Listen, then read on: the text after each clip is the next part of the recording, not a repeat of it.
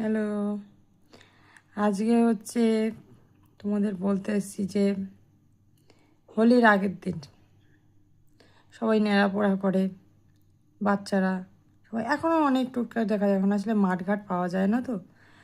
আগে গাছগাছালি বেশি ছিল, শুকনো পাতা কুড়িয়ে একটা আলাদা রকম মজাই ছিল, পাওয়াই যেত। এখন তো আর সেই সব।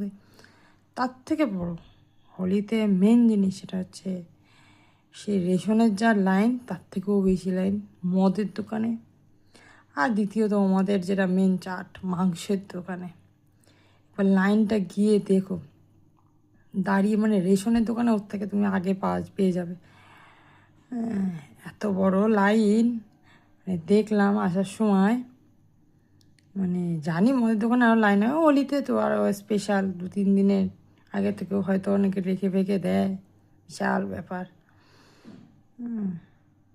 তো তোমাদের জানিও হোলিতে কী প্রোগ্রাম, তোমরা কি খেয়ে সেলিব্রেট করছো সেটাও জানিও আমায়। না, আমি মাংসই খাবো, আমি না ভাত দিয়ে। তোমরা জানিও কে কী দিয়ে খাচ্ছ, কী খাচ্ছ। তো টাটা।